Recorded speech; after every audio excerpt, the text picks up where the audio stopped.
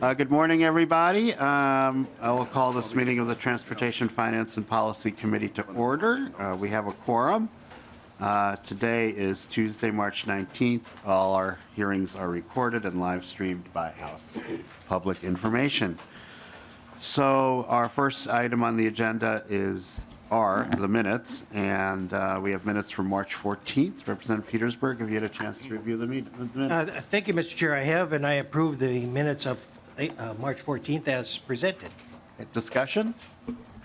All those in favor signify by saying aye. All those opposed? The motion carries. So today we have 5 bills on the agenda and some limited time. The committee is being reserved for rules at 10:10, so we will be adjourning at 10 o'clock. So we'll ask the presenters to keep presentations relatively short and testifiers to 3 minutes. And our first bill is House File 2717. This is Representative Kraft's bill. And Representative Kraft, the motion for this bill is to lay over for possible inclusion in an omnibus policy bill. And I understand you have a couple of amendments. I do. And welcome. Thank you. Nice to continue to be here. Yeah. I have a DE amendment and then an A2 to the DE. Okay. How do you want to do that? Let's do the DE first, and if you can explain it briefly. Yep, I move the DE amendment. It gets the bill in the form in which I want to discuss it. A lot of changes. It's probably better to do that if it's okay with everyone and then go through the bill. Okay. Any discussion? All in favor of the DE signify by saying aye. Aye. All opposed, the motion prevails. And then, I'd like to move the A2 amendment. okay, and And the briefly. A2 is based on continued stakeholder engagement and some wording changes that came out of that. Okay, discussion? All those in favor of the A2 signify by saying aye. Aye. All those opposed, the motion prevails. Okay, so to your bill as amended. Thank you, Mr. Chair and members of this esteemed committee. Most people know 811 call before you dig, or Gopher State 1 call. It's probably obvious why we have this. There's more and more stuff underground, gas lines, cable lines, phone lines, sometimes power lines, and more fiber and broadband. You don't want to take out someone's cable or internet, and you especially don't want to hit a gas line. Excavators also are digging because there's some kind of economic activity, building something new, remodeling something, adding a new structure. So how well does this process work? What happens after that call before you dig is made? How do facilities get marked? How accurate are the markings? How often are utilities hit while digging? And we should also recognize a really key human side to this. And that from the side of an excavator that's digging and sometimes hitting something that they may not know was there, and that could be dangerous. On top of this, in 2026, there's a huge amount of broadband investment coming to Minnesota as part of federal programs. So this is a bill about making the excavation process better. While the digging around gas lines is highly regulated and tracked carefully, data around other types of utilities is limited to non-existent. This bill is about more tightly defining processes, putting in place data gathering procedures, making provisions for the increased use of technology to improve performance, and in general, creating better structures and processes for those involved to work together. This has been a long process, of which I've only been involved in pieces of it. I want to thank everyone that has participated, from the Minnesota Office of Pipeline Safety to all the utilities to Gopher State 1 call, and especially to the Association of General Contractors, who have taken a leadership role in helping pull this bill together. I know that everyone shares the same goal of excavation safety. I am certain that this is not a perfect bill, but it is a good bill. With so many stakeholders, it entails many compromises, but I do believe that it will increase safety and put in place the right kind of communications infrastructure to allow for continuous improvement. So with that, I have some testifiers. Okay. We'll hear from the testifiers, and then we'll have committee discussion. First on my list is Laura Ziegler.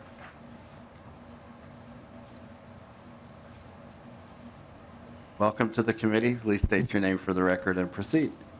Good morning, Mr. Chair, members of the committee. My name is Laura Ziegler with Associated General Contractors.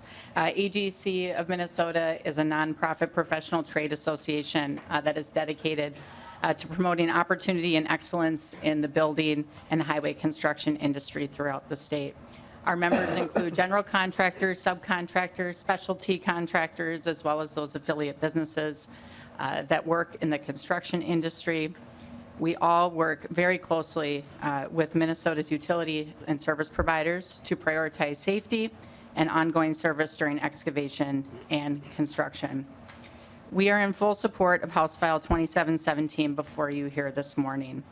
This bill was introduced last year in order to have many discussions with affected groups in the interim, and we are incredibly grateful for the strong partnership that we built throughout this process with utility providers while we work on solutions to ensure safety for everyone. And this really mirrors the partnership that we see out on every single job site and in the field. And that was really how our work was directed in this regard.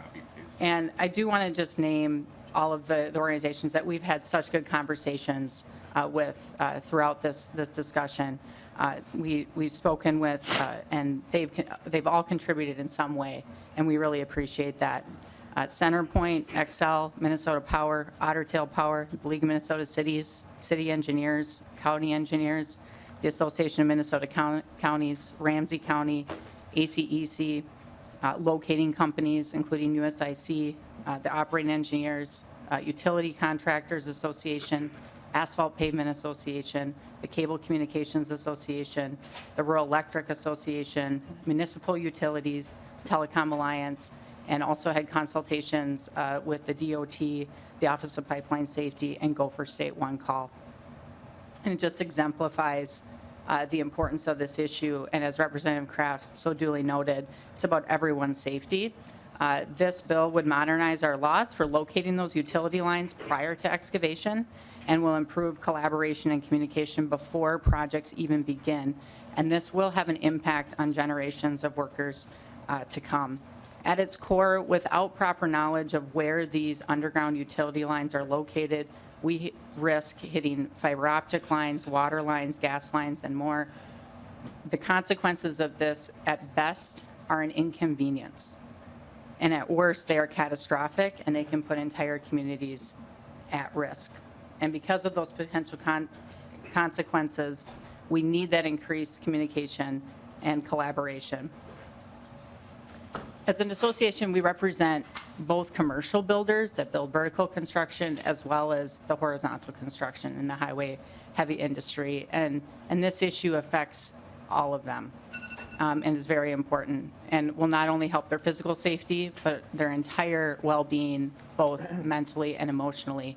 And so I want to thank you. I want to thank Representative Kraft for his immense dedication and work around this issue and the collaborative result that you all see here before you. Thank you to the committee and Mr. Chair for your time, focus, and attention to this. Thank you. Thank you, Ms. Ziegler. And again, if people have questions of Ms. Ziegler, we'll continue with our next two testifiers and then any discussion after that. John Haas. Hope I pronounced that correctly. Yes, yep, Vite. Welcome to the committee. Please state your name for the record and proceed with your testimony. Good morning, Mr. Chair, members of the committee. My name is John Haas. I'm the Director of Lean Operations for Vite, a 96-year-old company working both in the public sector and the private sector for some of the largest, world's largest companies. I fully support House File 2717 and want to thank Representative Kraft for his dedication and work here to get us today. I joined the construction industry as a young and impressionable kid, eager to learn from my elders. My first union job was in 2001 as a bottom man on a utility crew, installing water main, sanitary sewer, storm sewer. I basically became best friends with my shovel. A very underrated part of my job was locating underground utilities prior to excavating the mechanized equipment. My mentor was the pipe layer. He was diligent in every task. That summer, our crew hit 2 utilities. After that second utility was hit, my mentor quietly said, "Well, that's strike 2." Not knowing what that meant, I asked, "What do you mean?" He says, "Well, he gives his foreman 3 strikes. If he's put in a position, or his crew's put in a position where they hit 3 utilities, he'll drop his shovel, walk to his car, find a new foreman to work underneath of." With enthusiasm, I immediately thought to myself, "Good for you, Dave. Way to keep the foreman accountable to make sure we're safe and go home with our families that night." For the last nearly 25 years, my experience has given me a different perspective. My foreman was not the problem. The problem is you don't know what you don't know. Every day, construction workers are digging in the blind. We frequently don't know where all the hazards are. Over the last 2 years, Vite has struck 16 gas lines. 11 of those gas lines were either mismarked or not marked at all. This bill increases the necessary collaboration, communication, and planning that are integral to safety, quality, and efficiency. But this legislation doesn't treat the symptoms, it treats the root cause by utilizing technology so the next generation of workers know where the assets are buried underground. The current means and methods of compiling as-built record-keeping information of underground utility lines is antiquated. Pulling tape measures from hydrants, back a curb, building corners is antiquated. It takes too much labor time, and worse, the comprehensive data is incomplete because it only includes the horizontal information. Missing the vertical data, crucial to planning for project owners and engineers.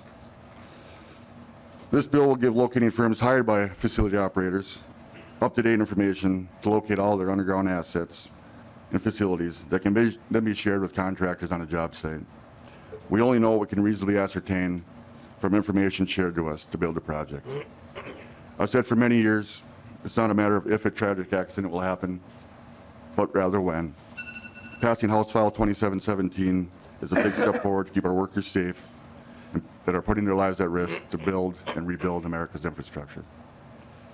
I appreciate the opportunity to speak and share my story. Thank you. Thank you so much for sharing your story, Mr. Hess. Next, we have Crystal Gores.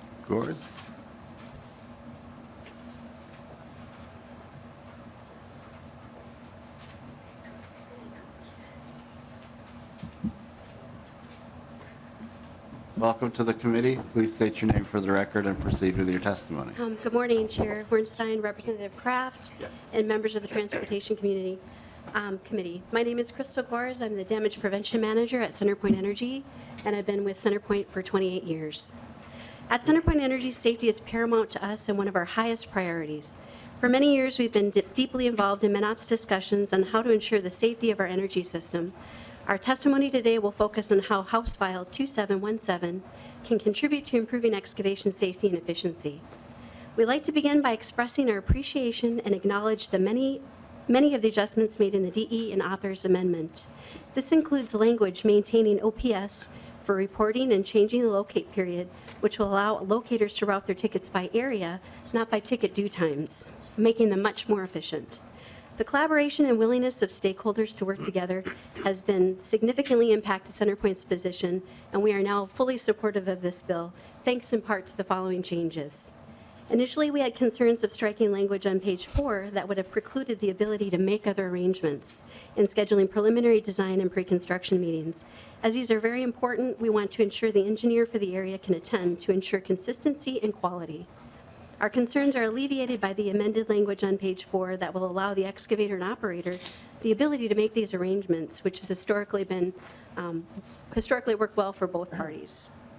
We support the need for innovation and use of technology. As a utility, we must also be economical and strategic with our spending.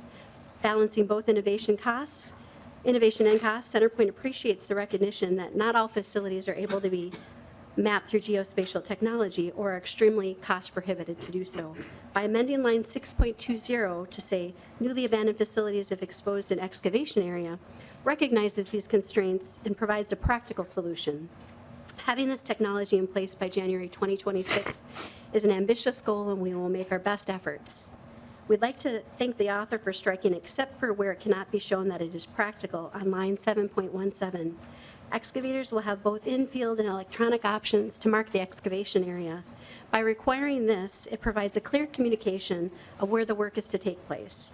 This communication can help prevent damages and improve efficiency all the way around. We want to thank Representative Kraft for striving to find solutions. We know that this is not easy, and we're very appreciative of the new language that reflects improvements in both safety and efficiency. Thank you for the opportunity today to testify. Thank you for your testimony. Thank you.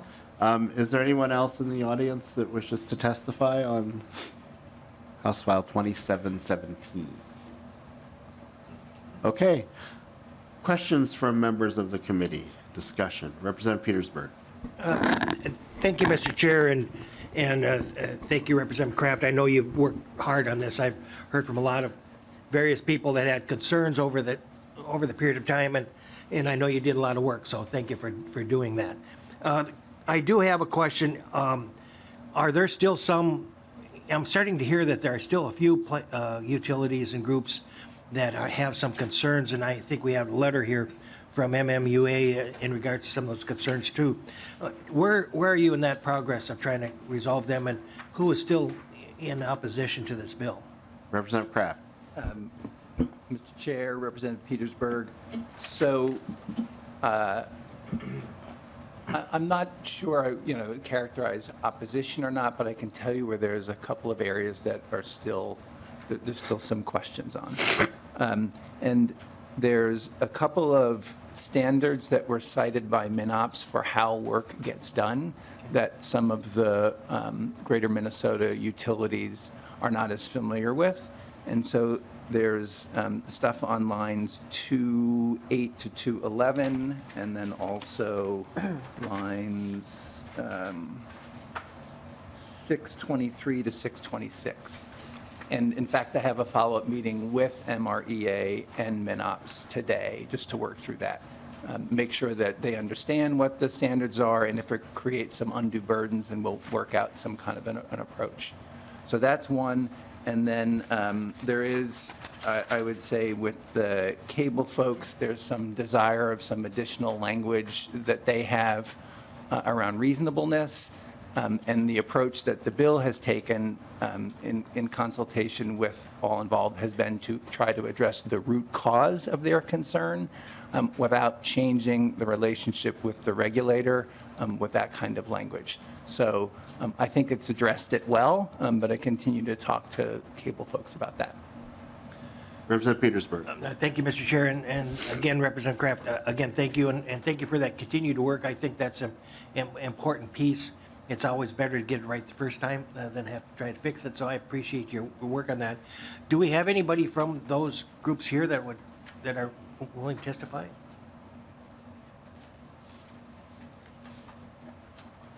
Well, looks like we have someone.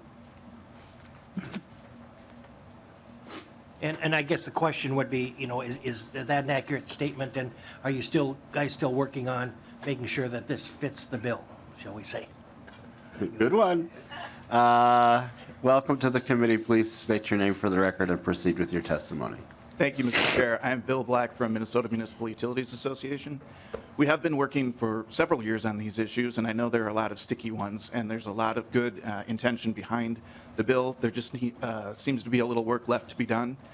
One of our major issues is the white marking, the virtual white marking. That's something that's going to take, it requires the folks in the field to have the technology and the Wi-Fi to be able to look on a screen to see where they're supposed to be doing their locates. And currently, a lot of folks in the smaller communities don't have that software, hardware, or connectivity. And so we still have a concern. We know that that makes it a lot easier in a lot of larger utility areas. But that's one of the main issues that we have yet to see if there's a way we can make that allowable where it's practical, and perhaps, make sure that we do actual physical white marking in areas where it's not practical.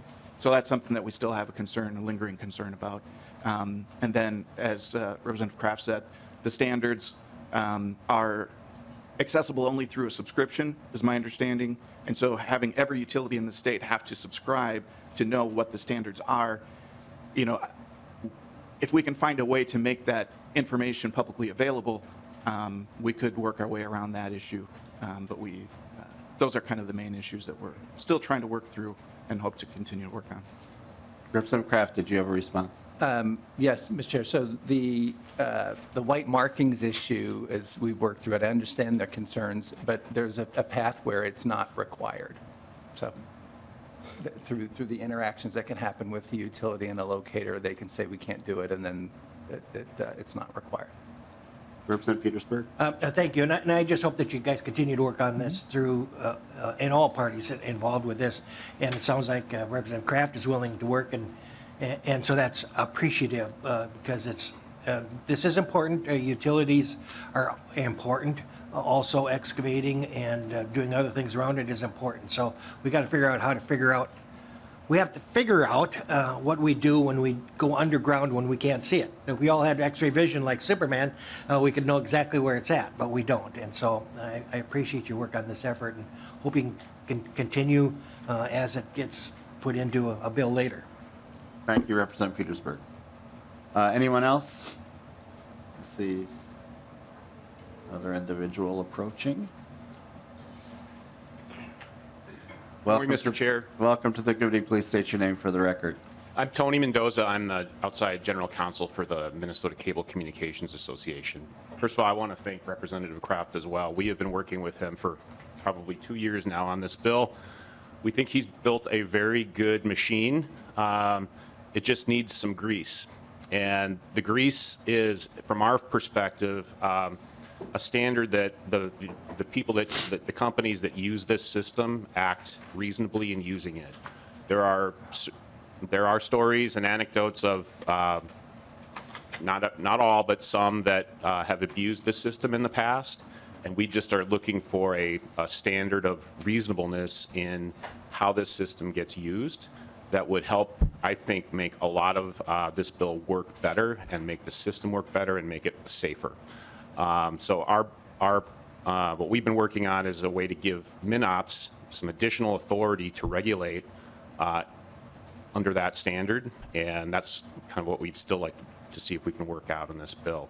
But overall, it's a good machine. These are improvements, but we just think the grease that makes it work is a general standard of reasonable conduct in using this Gopher State One Call system. Thank you very much. Okay, anyone else? Any questions from the committee? Representative Elkins. Thank you, Mr. Chair. Will the data that's collected through this process make its way into local government GIS systems so that their as-built information is rendered more accurate as this process goes on? Mr. Chair, Representative Elkins, so no, it will not. The data is required to be maintained by the utilities. I think there's some privacy and questions and data ownership questions. So it's required that the utilities do it and maintain it and provide it when it's needed to locate, but it's not, this doesn't require the data go into a public database. Representative Elkins? Yeah. Yes, Mr. Chair. I just, from my experience back in Bloomington, the as-built information in the typical municipal GIS system from, the 50s or 60s, just way off. And, it's used for planning purposes. And, even with the Gopher State process in place, if that information could be improved, I think it would make the typical city planner or city public works director's job so much easier. Mr. Chair, Representative Kraft. Representative Elkins, I think you make really good points. Was not a fight for this bill. Thank you. Okay. Yes, Representative Fogan. Thank you, Mr. Chair. I just was looking at some of the changes on the wait when you call in. If you call in at 8 o'clock on a Thursday, and it says now that the utilities begin on 12:01, so is that like, in essence, you'll be waiting 3 days instead of 2? Is that, am I understanding that correctly? Representative Kraft. Yeah, Mr. Chair, Representative Fogelman, yeah, the previous standard was a hard 48 hours, maybe as hard 48 business hours. And the problem was you have things being called in late in the day on a Friday and it causing problems. So then this was something that was negotiated with everyone involved so that to have a clear time that the 48-hour clock starts at the end of the day in which it was submitted. So it is a little bit of an increase, but it was something that the stakeholders all agreed to for, I guess, a more predictable approach. Okay. Anyone else? Okay. Any concluding comments? Appreciate the good discussion. This is a good bill that's going to improve things, and we need to get it done. Okay. And with that, House File 2717 as amended is laid over for possible inclusion in the policy bill. And you do not have to move anywhere. Representative Kraft, we have number 2 in your doubleheader. House File 3900 and House File 3900 will also be laid over for possible inclusion in policy bill. And I understand you have an A2 amendment. I do, Mr. Chair, and I also need to apologize now because the A2 is not the amendment that I thought it was. Oh. There was, I think this was something that was handed off from one first person in House Research to another. So there's a broader amendment that I had intended, and this was amending that amendment, and that one didn't make it over. And it was on the, and I saw that there was an amendment, and I didn't look at it until this morning and realized that the amendment is not what I had intended. So you won't be introducing that amendment? Yeah, I think we can, let's see. No, I think the amendment is fine. It just doesn't, it's not everything that I had thought it was going to be. There's an amendment for the second part of the bill on the relocation of facilities that didn't make it. Okay, well, So we can, have an this amendment opportunity is to fine. re-amend it. Yeah. But you would like to move the A2 then? I would like to move the A2. It's adding some clarity to the language around highways. Okay. Is there discussion? Representative Petersburg? Thank you. Thank you, Mr. Chair. And I think, since you have testifiers and stuff here, I think it's okay to hear the presentation. We may need to bring it back once that amendment is ready for us to Right. hear that amendment. Yeah, we will. All right, thank you. Okay, Representative Kraft, we're going to vote on the A2 now. Is there discussion, any further discussion? All those in favor signify by saying aye. Aye. All opposed, the motion prevails. And we have House File 3900 as amended before us. Representative Kraft. Thank you, Mr. Chair and members. Again, sorry about that amendment snafu. With the increase in renewable energy, electric vehicles, and building electrification, our grid will need to carry more electricity, 2 to 3 times more over the next couple of decades. The backbone or superhighways of the grid are high voltage transmission lines, and we need more of them. The process of building them can take 5 to 10 years and can be loosely divided into figuring out where they go, or siting, permitting, and implementation. This bill is about siting and indirectly permitting. The concept in the bill is quite simple. Where the state has existing corridors used for major roads, when it makes sense, why not use the same corridors for transmission lines? The benefit is that a transmission owner, a utility, can deal with one entity rather than what can be hundreds of landowners, saving money and time. And even when right-of-way along a major road might not be wide enough for a transmission line and its overhang, it still can be a benefit, because then a transmission owner only has to ask landowners next to MnDOT right-of-way to overhang their property versus going through it. Permitting can also be made substantially easier along right-of-way.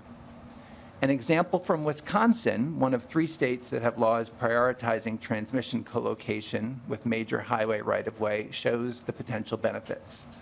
The Badger Coulee transmission line was completed in 2018, is 180 miles long, with 100 miles sited and permitted in Wisconsin DOT right-of-way along Interstate 90-94. The project was announced in 2010, application submitted in 2013, and construction began in 2016. The 100 miles of highway right-of-way used for the project resulted in 300 to 400 private landowners not being impacted.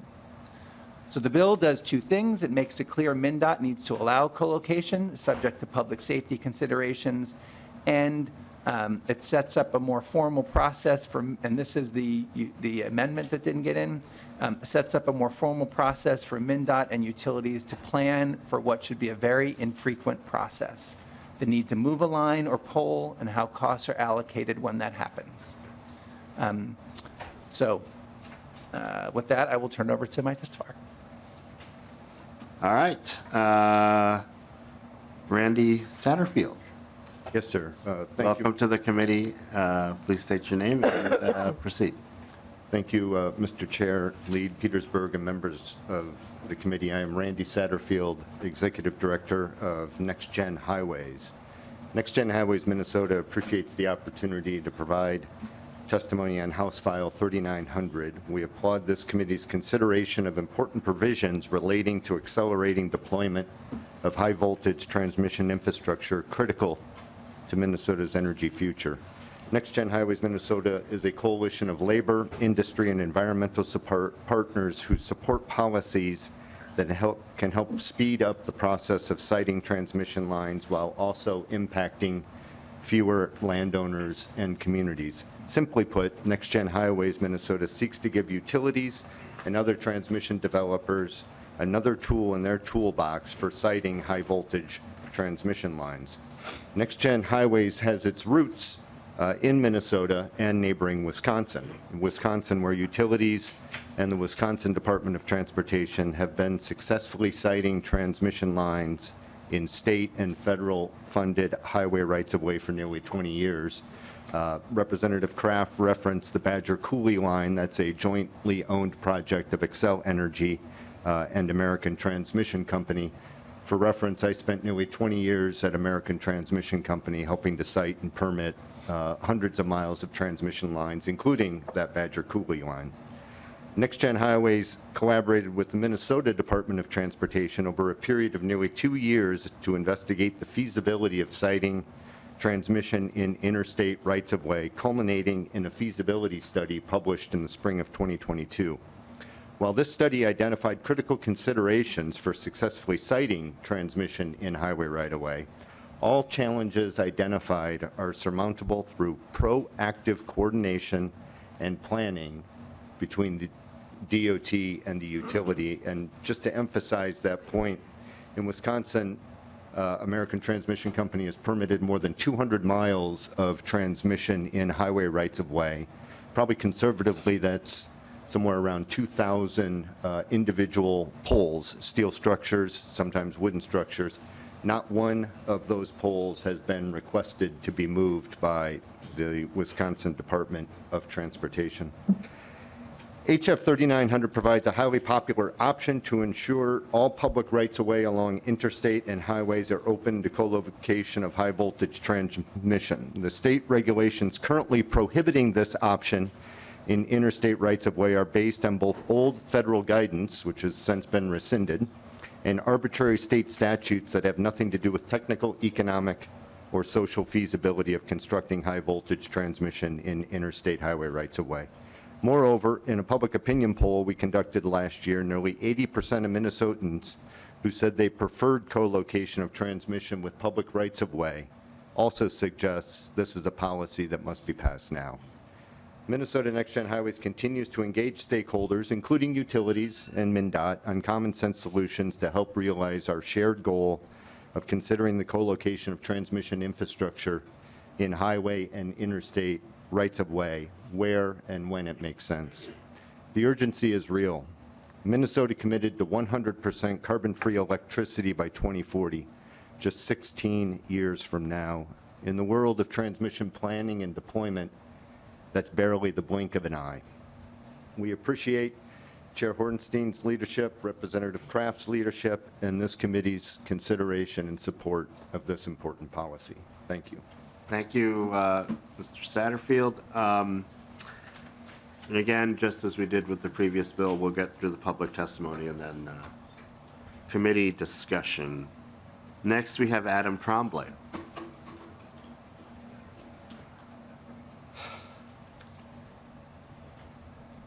Welcome to the committee. Please state your name for the record and proceed. Mr. Chair and members, my name is Adam Tremblay. I'm the General Manager, CEO of Nobles Cooperative Electric. Since this is the Transportation Committee and some may not be familiar with the cooperative business model, allow me a brief background as it impacts our view on this bill. There are 44 distribution cooperatives who provide safe, reliable, affordable electricity 24 hours a day, 7 days a week. Each of those 44 distribution cooperatives has a unique service territory. Electric cooperatives serve 85% of the geographical area of the state, but we only serve 1.7 million Minnesotans. We are locally governed, we do not earn a rate of return, and we serve some of the poorest counties in Minnesota. We appreciate that House File 3900 does not mandate utilities locating power lines in interstate right-of-way, and we appreciate having MnDOT become involved in citing discussions early in the process. However, we strongly oppose to the cost shift portion of the DE amendment. Section 4, beginning on line 2.19 of the amendment, shifts the relocation cost burden on interstate freeways to the utilities. The section also allows for cost recovery. First, electric cooperatives do not get cost recovery. We are governed by our boards. If there is a cost, our members pay that cost. My cooperative serves an area around Interstate 90. My cooperative serves 6,700 members. Hypothetically, let's talk about a project where we'd have to relocate a line from an interstate right away. Let's pretend that cost is $100 million. If my 6,700 members have to pay the full relocation cost, that is approximately $15,000 per member. Even if MnDOT wants us to move early by this amendment, my members would still have to pay for 25% of the relocation costs at $3,700 per member. I don't believe my members have that to spend on a relocation project. I'm not sure many of the members of the committee have constituents that have that type of money to pay. Utilities currently have to pay relocation costs for trunk highways and right-of-way relocations. That is why we work with our wholesale power supplier to make sure we think about cost. We need to balance the need to upgrade the system with potential future costs for our members. If the relocation of facilities on interstates is meant to benefit the entire state's transportation, why should only a few have to pay that cost again? Again, we aren't an investor-owned utility. We don't get a guaranteed rate of return. We don't get cost recovery from the PUC. If something costs, our members pay it. This legislation would undermine the public interest in facilitating the cost-effective deployment of transmission to support the energy transition and serve the substantial increase in electric demand that's on the horizon. We respectfully request that cooperatives be exempt the cost shift in Section 4. Thank you, and happy to answer any questions. Thank you, and we'll have Q&A in just a couple of minutes. Next, we have Deb Bergen.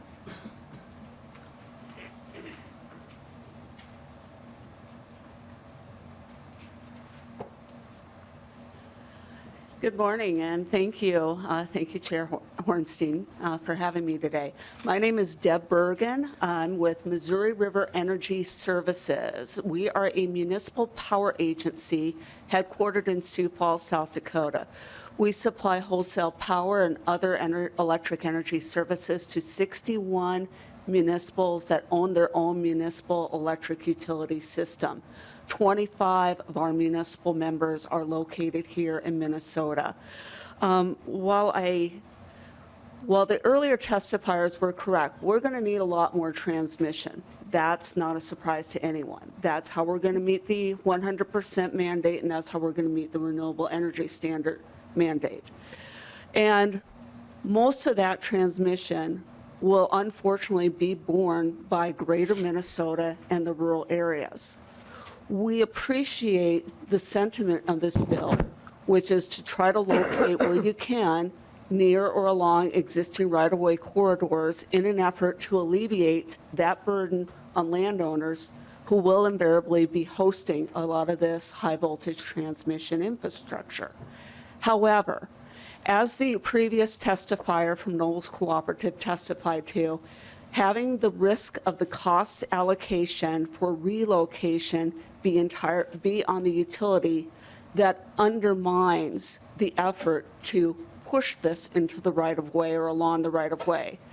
If we have that elevated cost risk, we're going to be less likely to locate along those rights-of-way, and therefore you no longer get the benefit of this bill, which is to alleviate the burden on landowners. So that is our main concern with this bill. And with that, I will just shortly conclude my testimony, and thank you again for having me to this committee, and I'm available for any questions. Thank you very much for your testimony. Is there anyone else from the audience that wishes to testify? Okay, time for committee discussion. Representative Petersburg. Thank you, Mr. Chair, and I think I heard from the last two testifiers that they're referencing some of the stuff that will be in the amendment that isn't here yet. That's correct? I thought so too. My understanding in reading the bill is that utilities that think the risk of relocation costs are there, they don't have to do it. This is a permissive language instead. So I think that's an issue for everybody to consider. Just because you have that option doesn't mean you have to put it in the right of way. But I do have some clarifying questions in regards to lines 12 and 13 on the first page in regards to, is this only on trunk highways? Because line 13 specifically says, or roadway, which kind of includes that it is for all roads. And so my question is, was that the intent or not? And the follow-up question to that is, what happens if there's a turnback? How does that impact it too? So, Representative Kraft. Mr. Chair, Representative Petersburg, so I know it was kind of confusing with the amendment stuff, but with the A2 that went in there, it made it clear that it's trunk highways. It took out the roadway and piece like that. All right. Okay. And then your other question was on? Mr. Chair? Representative Petersburg. The question was, so sometimes when there is a rebuild of a road, we oftentimes turn back a trunk highway to another entity.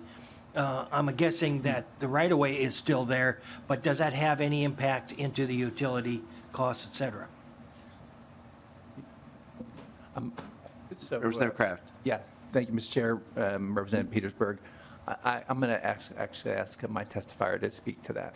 Yeah, with respect to the issue with trunk highways, current existing statute allows transmission to be co-located on state trunk highways. What this bill is intended to do is to open up federally aided highways, namely interstates, for transmission co-location. Right now, there's a DOT policy that prohibits co-location on federal aided highways. And so that's what this bill addressed. But current Minnesota statute already allows for co-location on trunk highways. So the bill's language is intended to capture kind of all of the highway system. And then with respect to if a roadway, whether it's a state trunk highway or an interstate highway, were to be expanded, for example, part of what we're trying to get at through some of the language in here is that cooperation and collaboration between a utility and a DOT when considering whether to consider a highway, whether it's a state trunk or an interstate, for possible co-location. And as part of that planning and collaboration between the utility and the DOT, if it's identified that a highway may be ripe for expansion at some point in the future, that likely takes that highway out of play for co-location. Why? Because as we've heard from other testifiers, the utility doesn't want to be in a position, nor does the DOT, of having to move transmission infrastructure 5, 6, 7 years after it's been built. That's an unnecessary cost. So that's why that collaborative approach between the agency and the utility is so important. Representative Kraft. And Mr. Chair, Representative Petersburg. So a couple thoughts. One is I don't know that we specifically answered your question about the turnbacks, and I don't know that answer, so I will go get that for you. And then it's unfortunate that the interesting thing is, which Mr. Satterfield mentioned during his testimony, was that in Wisconsin, there has never been a move, right? And so there's a lot of concern about it, and I don't want to minimize the concerns of the folks that testified in it. I think they're valid questions. What we're trying to do is get the system set up so that there's enough exchange of information so people can be comfortable with it. Because these kinds of things, major moves of stuff, if the right kind of communications happening, should be exceedingly rare. Last follow-up. Yeah, just thank you for that, and I know once we get the amendment in hand, we'll have a brief discussion about it, and we can follow up with some of those later. Thank you. Okay, appreciate that, and that's a good point. So, anyone else? Representative Elkins. Yep, thank you, Mr. Chair. I think one of the benefits of locating transmission lines in highway right-of-way is that it also will facilitate the deployment of EV fast chargers along the highway. EV fast chargers use a lot of voltage, and so deploying transmission lines in the highway right-of-way is going to make it a lot easier to build out a network of EV chargers as well. Good point. Okay, Representative Murphy. Thank you, Mr. Chair. Some of the testifiers' comments with regard to the cost to rural Minnesotans is a big concern. The Senate companion bill is a little different. In that bill, they take out the language about the responsibilities of the utilities to bear the cost. I just want you to address that, if you could. Representative Kraft. Mr. Chair, Representative Murphy, so some of that language is what I had intended to be here today, and that isn't here. So my apologies on that not getting in. Okay, but yeah, that is intended to do So that. it sounds like you'll be addressing that in Yeah, your next. and I'll say, look, this is, I'm not saying that even that language entirely satisfies the folks that had testified earlier on the rural co-ops and things, right? So, but it's aiming at trying to address their concerns and having a good communication process. Because as was pointed out in Wisconsin, these kinds of significant moves either shouldn't happen or should be exceedingly rare. Mr. Chair? Follow-up. Do you expect it to follow the Senate companion bill's recommendation? Yeah, Mr. Chair, Kraft. Representative Murphy, yeah, I mean, I think that's the amendment was taken from stuff that had been negotiated in the Senate. Thank you, Mr. Chair. We'll see that on Thursday. Okay, with that, any quick closing comments, Representative Kraft? So thank you all. Well, this won't help all new transmission lines. For some, it could be huge, and it can save time and money for Minnesota ratepayers. So thank you for your consideration. With that, House File 3900 as amended is laid over, and we'll see another amendment on Thursday, it sounds like. Thank you very much, Representative Kraft. Next on our agenda is House File 3594, Representative Sencer-Mura.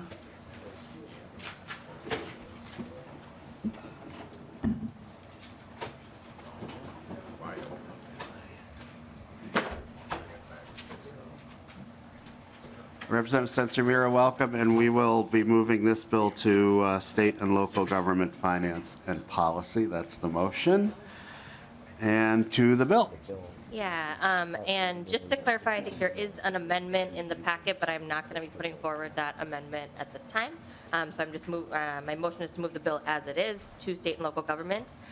So House File 3594 will allow cities to designate lands for pedestrian malls on city right-of-way. So currently, our state law prohibits pedestrian malls only on streets that are in a central business district. For the city of Minneapolis, we have found that pedestrian malls are ways to generate economic activity, ways to kind of revitalize areas, and the city, as you'll hear from my testifier, has interest in broadening this outside of the central business district.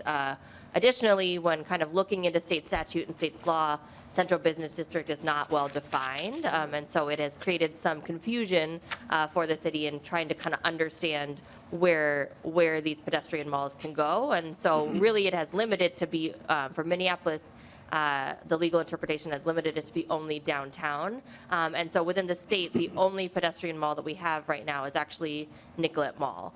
So I know the city of Minneapolis and various cities would like to be able to have pedestrian malls in other places. These are roads in which it is limited to pedestrian, cyclist, emergency service vehicles, and public transit. Again, they are a way to revitalize main streets, improve pedestrian safety.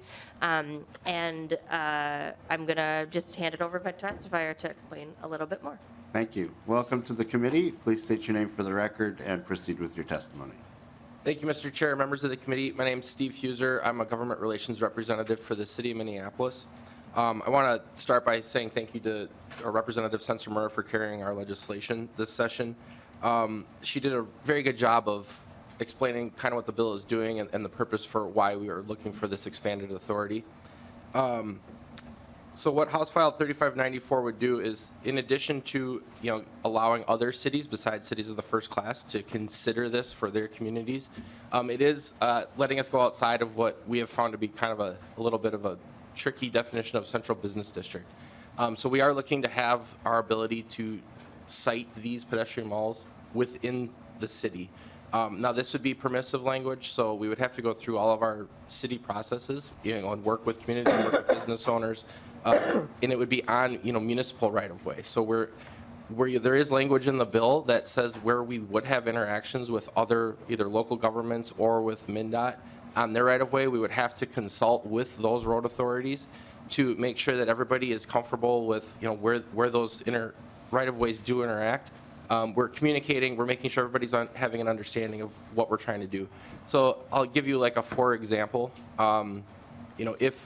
If the city of Minneapolis had maybe a one block stretch that was then perpendicular to a county road, at that intersection, the city would then have to communicate with the county, with Hennepin County, to make sure that they're comfortable with what we're doing at the end of that pedestrian mall and what the impacts potentially would be to their right of way.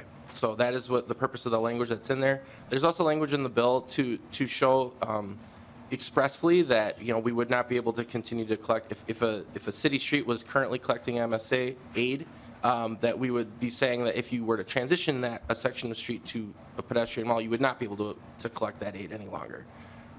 So I think that's the other thing I want to leave the committee with, is that this is permissive language. So there's nothing about this bill that's requiring your city, if this were to pass, to set up any pedestrian malls in their city. It would be purely a local decision, local processes that would determine if this is a good fit for a community. I think, maybe to anticipate a question that might be in some of your minds, who else is asking for this? I think, obviously the city of Minneapolis is very supportive and we're asking for it, but I do think that other cities would be able to consider these pedestrian malls if they had this authority and if they had other parts of their city that they could even consider. So the current, what I would say is that the current situation kind of stifles that discussion. And so this would allow for maybe more discussion than is happening now in other cities. So I'll be brief and leave it at that. Thank you, Mr. Chair. Thank you. Anyone else want to testify? Okay, committee discussion questions. Representative Petersburg. Thank you, Mr. Chair, and I have one question and then I think one statement or caution. So is there anything in statute now that would eliminate or not allow a city to close a street? Does anybody know? I don't. Mr. Huser? Mr. Chair, I am not sure about that.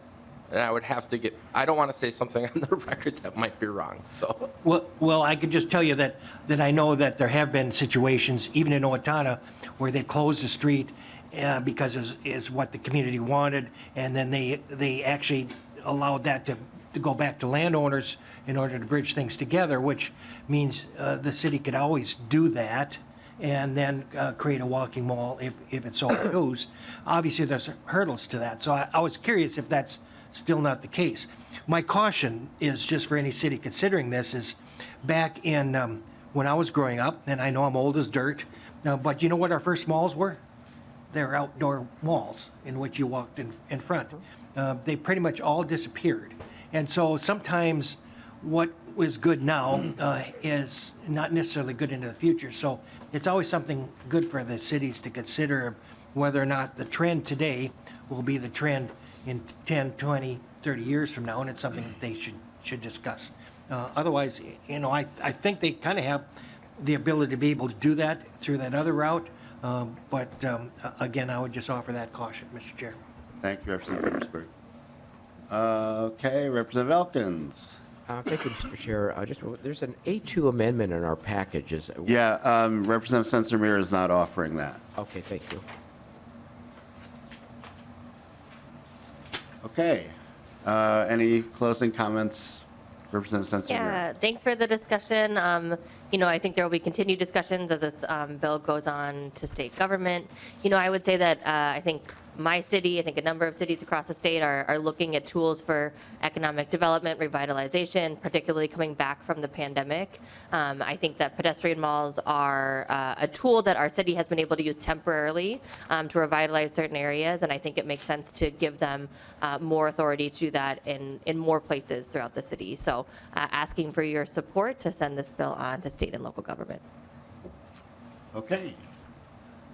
Representative Sencer-Mura renews her motion that House File 3594 be referred to the State and Local Government Finance and Policy Committee. All those in favor signify by saying aye. Aye. All opposed? The motion prevails. Thank you, Representative Sencer-Mura. Yep. And you can stay right where you are. This is sort of the Representative Kraft, Representative Sencer-Mura show today. We have House File 4649 next up, and the motion there will be to lay this bill over for possible inclusion in the omnibus policy bill. And to your bill, Representative Sencer-Mura. Thank you, Chair Hornstein. So my motion is to lay House File 4649 over for possible inclusion in transportation policy omnibus bill. This bill is a bill that was brought to us by the Department of Public Safety. It modifies the requirements for car seats, child restraints when a child is transported in a motor vehicle. As a mom of a 2-year-old, this bill is important to me. It does a few things. It replaces the current mandate on use of a child passenger restraint system that is based on thresholds of child's age and weight. It sets out a series of child restraint use requirements that vary with the circumstances for the child. It identifies conditions that mandate child seating in the car. It eliminates a statutorily identified $50 fine amount. And it no longer directs the fine revenue to Minnesota Child Passenger Restraint and Education account. I do want to note that we do anticipate that to bring an amendment for this bill when it comes back to the committee. I think striking the section that has a repealer in it on line 3.3. And I do have a testifier here with me today, the director who can share more or answer any questions about the bill. Thank you very much. Welcome back to the committee. Please state your name for the record and proceed with your testimony. Good morning, Mr. Chair, and thank you. My name is Mike Hansen. I have the privilege of serving as the Director for the Department of Public Safety Office of Traffic Safety. The legislation that you have before you is simply a clarification and a best practice recommendation that we would incorporate into Minnesota law regarding child passenger safety systems that are currently in use, when they should be used, the size of the child, when they should be deployed, and really recommending to parents best practices that have been developed by national experts across the country. It brings together, under the single statute, all of the information that a parent will need in order to determine the safest system for them to utilize to transport their children when they're in a motor vehicle as listed in the statute. As Representative Sencer-Mura noted, we are looking at an amendment to reinstate the penalty part of this. Now, keeping in mind the penalty is also something that if somebody were to receive that citation for that, they can simply attend an educational class and that penalty would be waived. And the penalty funding or the revenue generated from any of those penalties does go to a dedicated spending account that the Office of Traffic Safety utilizes to purchase car seats that we provide free of charge to families who may not be able to afford the appropriate system for their kids. And so it is an important part of the program. So with that, Mr. Chair, I'd be more than happy to answer any questions for you. Okay. Questions for Director Hansen? Representative Petersburg. Thank you. Could you go again, clarify for us, and thank you, Mr. Chair, for, on the repealer of the statute that has fines and stuff in it? I mean, because this made some changes to that, correct? Ms. Hansen.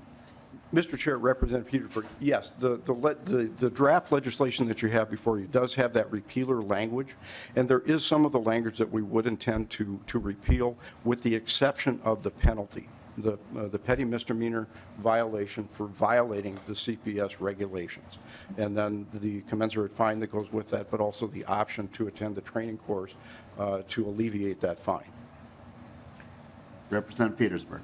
That's the only question I have is if we are changing fines and regulations, is that something that will need to go to judiciary or not?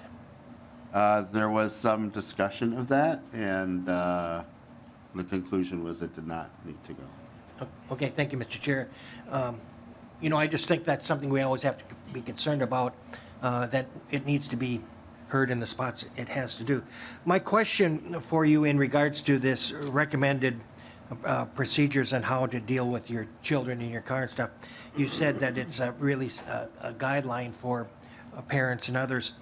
Is there a way that you have planned to have to allow them to access this or to disseminate that information to them, or is it pretty much just their own the expectation that they will explore that themselves?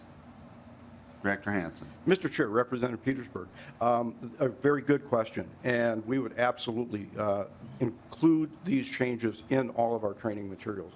We have a large number of CPS technicians and trainers across the state, and this would become part of their curriculum every time they put on a CPS educational event. So we would make that a large part of rolling out the changes in this legislation. We want to educate parents so that they can safely transport their kids all the time in their car. Thank you. Thanks. Representative Cagle. Thank you, Mr. Chair. Maybe just to follow up on that question, maybe you could settle an argument between me and my husband about when to move our 5-year-old to a booster seat. You've asked the right person, Director Hansen. Mr. Chair, Representative Cagle, a great question also. And again, it's not always a one-size-fits-all. It really depends. There's 3 components that protect our children when we're transporting them. It's, first of all, the child. It's their size and their age. That really depends or really determines what type of a safety system is most appropriate for them. Number 2 is the vehicle you're using. As I think we're all well aware, vehicles are very different these days, and they all have different safety systems that are built into them, some of which are specifically designed to work with that child passenger safety seat, which is the 3rd component. And so it really is a product of all 3 of those and the parent making the decision. We're providing the best practices that have been developed by nationally known experts and then incorporating that in the statute to help guide the parents to make those decisions. Chair Cagle? Okay. Any further discussion from the committee or any other audience testimony?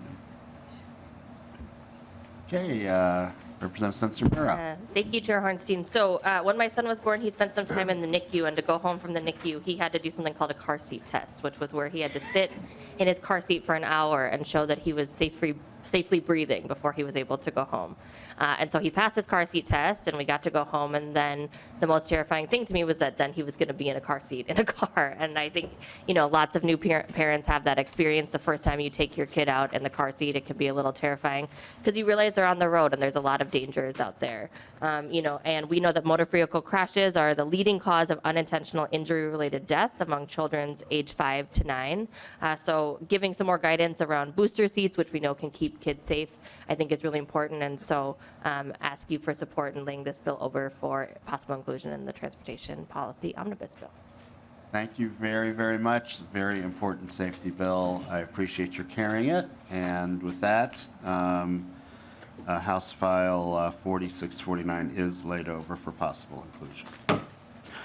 Okay, our last bill on the agenda is also from Representative Sencer-Mura. It is House File 4652, and that is also being laid over. And I think you still have the same testifier, correct?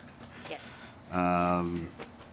Tell us about House File 4652. Yeah, so last year I also carried a bill for the Department of Public Safety related to reporting requirements following a crash or vehicle collision. This is updating some of those, and I will turn it over to my testifier to kind of share more about what those updates are. Director Hansen, welcome back. Thank you, sir, and members. Basically, this is a kind of a cleanup request in the crash reporting statute. When we repealed the citizen white copy report that was very antiquated and really didn't serve a purpose anymore, one of the unintended consequences of removing that subdivision was removing the threshold that law enforcement uses to determine when they write that state crash report that we use for all kinds of different data and analysis purposes. It created a lot of quite honestly, some confusion amongst law enforcement across the state. When do we have to write that crash report? I think we all realize that many law enforcement agencies are stressed for staffing and just answering calls. And so sometimes crash reporting just did not get done because there was not that threshold. So what we're trying to do is provide guidance for law enforcement for when that crash report needs to be completed and then submitted to the Office of Traffic Safety. And so by incorporating this disabling damage definition, that gives law enforcement a very clear bright line for when a crash report should be completed and sent in. Okay. Thank you very much. Any further questions? Representative Petersburg. Again, thank you, Mr. Chair. So how do they notify a law enforcement officer, a peace officer? I think that's the question. So will that require a 911 call for every event, or how do we do that, and how does that impact the amount of stops and information that a police officer has to figure out? Representative Director Hansen. Mr. Chair, Representative Petersburg, it really depends on the severity of the crash. If we look at 16909, there are severe crashes that must be reported immediately by the shortest means possible. Then that is your 911 call. There are other crashes where there is some forgiveness as far as the timeline for when that crash incident must be reported to law enforcement. And so this is just simply defining when that is required and when law enforcement is required to investigate.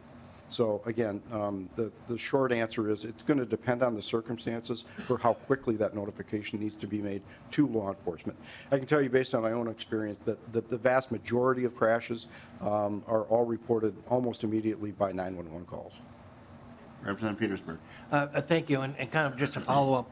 So that could mean just driving into or going into a police station and reporting it or something of that nature? And do we know whether or not that's helpful to the insurance companies or insurance there? Because a lot of times insurance companies just want to know the information about who's involved, if it's with another vehicle or not. Director Mr. Chair, Hansen. Representative Petersburg. And again, you're correct. Insurance companies want to know that it's been reported and that the law has been complied with. In the case of, say, a minor property damage crash where either, somebody strikes a parked car or damages some other private property, but there's no disabling damage, there's no injury, certainly you can stop into your local police or sheriff's department or state patrol office and report that crash in a timely fashion without having to go through the 911 system. However, most people, I think, are going to probably take the quickest route, which is by 911. And they may be advised at some point then to stop into the PD so the officer can take the report, or if an officer is available, they would be dispatched. Just one last. No. And just one last question. And so if they don't, what are the consequences? That's always, I mean, because we have reporting requirements and there's no consequence. Some are saying, well, I just knocked over a stop sign and I'm not going to say anything. What are there any consequences and how would you determine that? Thank you, Mr. Chair. Mr. Chair, Representative Hansen. Petersburg, again, that is going to be directly dependent on the severity of the crash. If there's anything involving an injury, that will trigger a significant criminal charge for failing to report that crash. If it's property damage, if it's not reported within the proper timelines, there are sanctions for that. I believe last session or the session before, the ability to suspend a driver for not reporting a crash was eliminated, but I'd have to do a little bit further research on that. But there are sanctions for drivers who do not report as required in the statute. Thank you. All right, any other questions from from members of the committee? Representative Kraft. Thank you, Mr. Chair. It's not really a question, it's more just a comment and a thank you to Representative Sencer-Mura. Well, this is just for her digging in to safety around cars in many different ways. I've said this before, but it is amazing how much pain that we put up with that as a result of cars. Close to 400 people a year directly killed. When people are killed in other ways, we pay a lot of attention and mourn as we should, and we're just so numb to the amount of death that cars cause. And so this is not maybe directly that, but other stuff that you've tackled is really getting into that. And I think it's a worthy thing to put more attention on for us to focus on in the future. So thank you. Representative Elkins. Thank you, Mr. Chair. Is it possible to supplement the data that we collect from crash reports with data that could come from the auto insurance companies as well to get a more complete picture? Director Mr. Chair, Hansen. Representative Elkin, a great question, and we are in the process of doing exactly that. That's going to be part of the later phase of a project that we are just kicking off now, where we're introducing a new analytics platform to the Data Analytics Center that was authorized by the legislature last year. So we are bringing in third-party data for the first time to complement the crash data that we are collecting as well. So the data from the insurance companies certainly will be part of that. We're looking at other third-party vendors and working with our partners at Google and utilizing Waze data and Move AI data and things like that. A follow-up, Mr. Chair? Proceed. Mr. Turner, as part of that project, are you also looking at, for example, bringing in data that MnDOT already has long had, but it was always collected on paper about roadway geometrics that's been collected as part of the administration of the state aid road system for the cities and counties, so that you could correlate accident data with variables about the design of the roadway? Director Hansen. Mr. Chair, Representative Elkin, again, that is absolutely part of the ongoing project that we're involved in. And I know MnDOT also has a couple of their projects underway, and we are always looking for ways that we can share these data sets back and forth. Through the Towards Zero Deaths partnership with MnDOT, DPS, and the Department of Health, all of these agencies have critical data that will help us solve the carnage that is taking place on Minnesota roads and get us to a safer environment for all of us to use. Thank you. Okay. Thanks for the questions. Any other questions? Okay. Any concluding comments? No, thanks for the discussion. I appreciate Representative Kraft's comments. I think we accept a lot of pain and suffering from cars that we would not accept from other forms of transportation. And so I think as this committee is weighing different transportation options and what we want to invest in for the future, I think it's important to have strong data about what our relationship and what our experience with cars looks like. So I hope that you all will support this bill for possible inclusion in the transportation omnibus bill. Okay, and thank you for those concluding comments. And with that, House File 4652 is laid over. Okay, so members, that concludes our agenda, but I do have a couple of important announcements to make before we adjourn. So Thursday, we're going to be taking a look at the omnibus policy bill. And there are already a number of amendments, so I didn't want to take anyone by surprise. So I wanted to let you know the amendments we have so far, and pay attention to the deadline. So we are going to be hearing via amendment House File 3965, which is Representative Robbins' bill, which deals with contacts for driver's license. We're going to hear House File 3904, which is Representative Swedzinski's bill. I think he wants to name some signage around the mayor in his area. We're going to hear House File 4762, which is a towing bill that Representative Cagle has. Representative Hansen has House File 3512, which was just recently referred to us for a state fair transportation plan. I think we're going to be hearing an amendment on that one. And then Representative Lilly has House File 4609, which relates to a deputy registrar location in his area. So that's what we have so far via amendment. Might be a few more after that. Okay. Well, we're just going to make sure that we use our time efficiently on Thursday. Do we have an opportunity? Okay. All right. Undetermined, I mean, if we have to go into Friday, we will. But, now, were you chuckling at Representative Hansen's bill or Yes, we know. the number of amendments? Thank you, Mr. Chair. Yes, and matter of fact, we might have an amendment for that amendment, so. Okay. All right.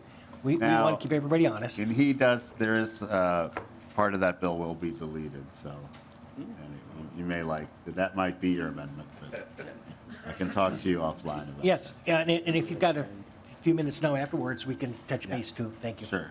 So that's what we have so far, and Representative Tabke is carrying the omnibus policy bill since at least half the provisions are his. So once we get through this, we'll be pivoting on to the budget area. Targets are coming out shortly, and I don't anticipate a huge one for our committee. Make do with what we have.